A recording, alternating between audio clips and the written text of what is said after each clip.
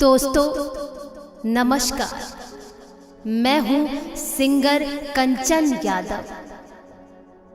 आज की कहानी दोस्तों यूपी के एक छोटे से गांव की है। एक लड़की थी, बहुत ही गरीब घर की, अपने माँ बाप और छोटे भाई बहन के साथ गांव में रहती थी। घर की स्थिति कुछ इस तरह थी कि बस किसी तरह बच्चों का और माँ बाप का पेट भर जाता था।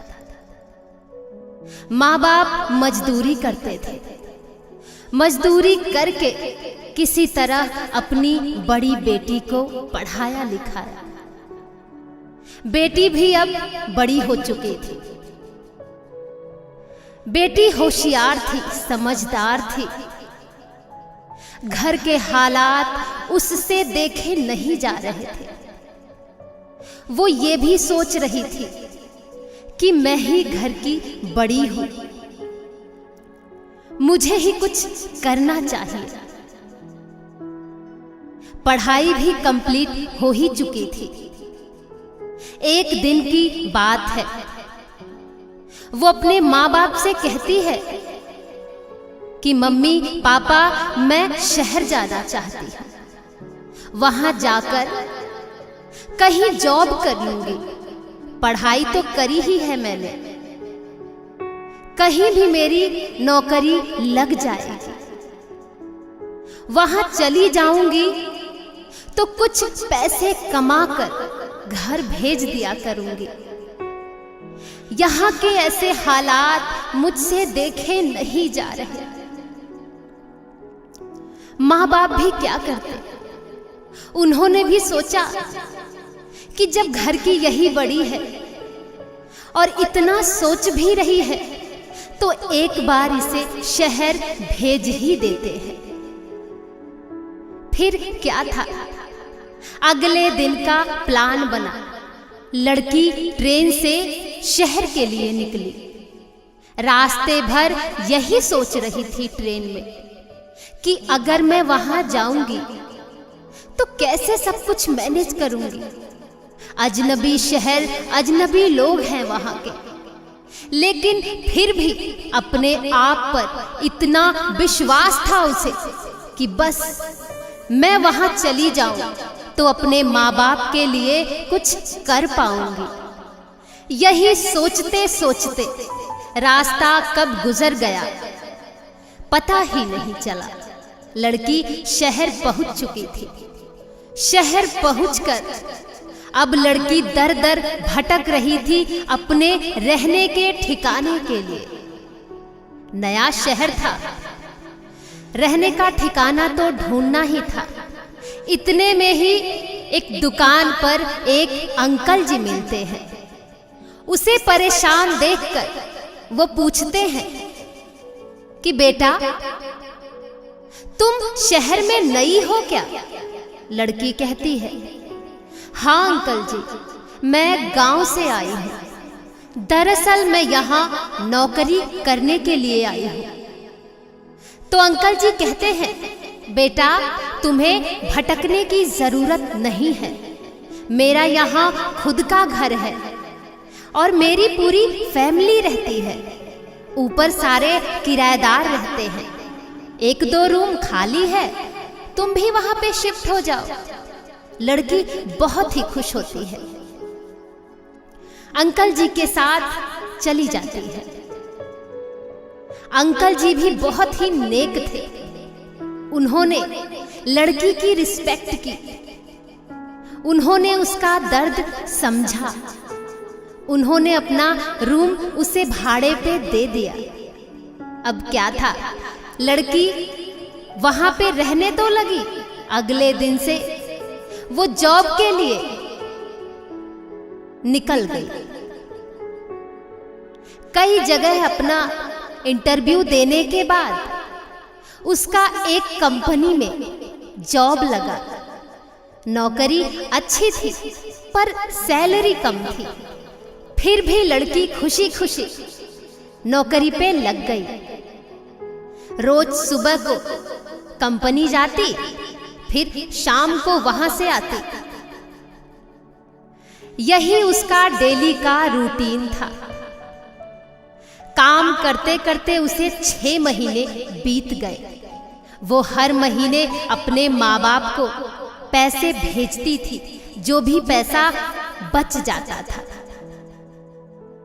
खर्चे भी कम ही करती थी, क्योंकि उसे घर पे अपने भाई बहन को पढ़ाना जो था।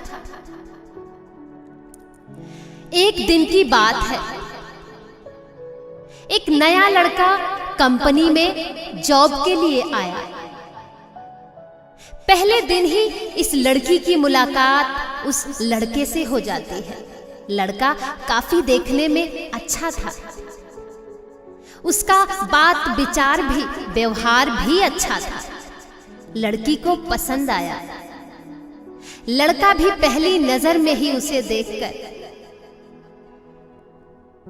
अपना मान बैठा। कुछ दिन साथ में काम करते करते आपस में ज्यादा बातचीत होने लगी। फिर एक दूसरे का नंबर एक्सचेंज हुआ। अब ये रात दिन बातें करने लगे। लड़की ने अपना सारा दुखड़ा सुनाया, अपने घर की सारी जिम्मेदारियां, सारी बातें बता डाली। उसे ये लगता कि अगर ये मेरा दर्द समझ पाएगा तो मेरा साथ जरूर निभाएगा। लड़का भी नया नया प्यार था तो सब कुछ हाँ हाँ करता। यहां तक कि उन दोनों की शादी की भी बात हो गई थी। रिलेशन को 6 महीने बीत गए थे। बीच बीच में ये दोनों एक दूसरे से अकेले में मिलते भी थे। कभी होटल में तो कभी वो लड़का उस लड़की के रूम पे भी आता था। उनका प्यार काफी गहरा हो गया था। लड़की उसके बारे में हमेशा सोचती थी। उसे लगता था कि इससे बेहतर इंसान मेरी जिंदगी में कोई आ ही नहीं सकता। लेकिन लड़का तो कुछ और ही था। वो प्यार तो करता था उससे, बस टाइम पास के लिए। शादी नहीं करना चाहता था।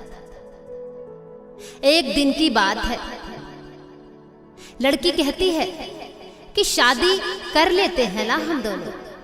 हमारा रिलेशन काफी लंबा चला, तो अब तो घर वालों को बता देना चाहिए। लड़का बिल्कुल दुखी मन से कहता है, अरे अभी नहीं, अभी तो सेटल होना है, अभी बहुत पैसे कमाने हैं, फिर देखेंगे। अभी तो हमें बस मिलते रहना चाहिए। तो लड़की ये सुनकर कुछ डाउट करती है कि अब तक तो कहता था कि शादी करूंगा और अभी मुकर रहा है। वो लड़की सोचती है कि अब इससे नहीं मिलूंगी। मुझे कुछ ये बदला बदला सा लग रहा है। अगले दिन लड़के का फोन आता है।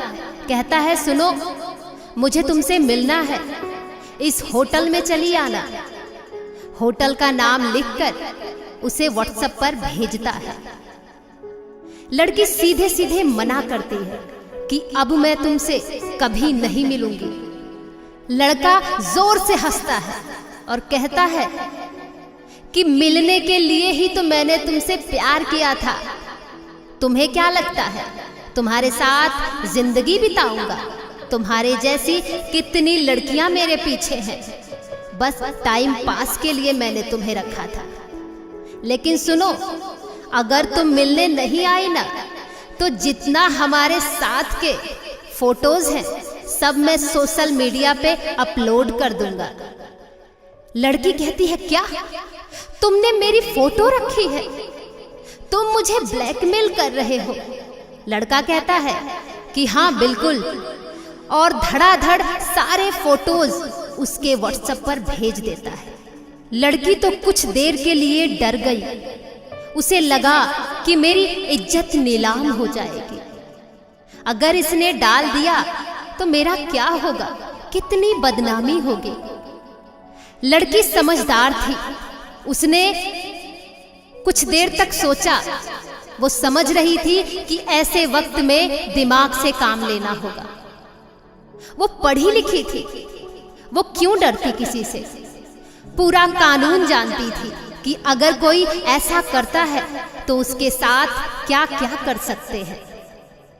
अगले दिन वो लड़की पुलिस स्टेशन गई, पुलिस को सारी बातें बताई कि ये लड़का मेरे साथ इतने दिन तक रिलेशन में रहा और अभी मुझे ब्लैकमेल कर रहा है। ये सुनकर पुलिस भी सख्ते में आ जाती है। सारे सबूत लेकर लड़के के घर पहुंच जाती है।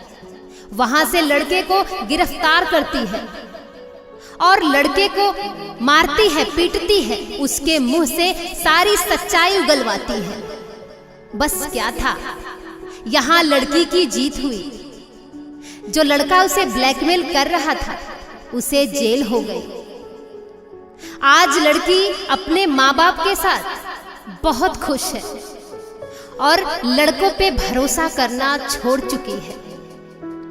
दोस्तों, आप सभी को ये कहानी कैसी लगी हमें कमेंट बॉक्स में जरूर बताएं। और आपकी कोई कहानी हो, कोई भी स्टोरी हो तो आप सभी हमारे नंबर पर भेज सकते हैं। धन्यवाद।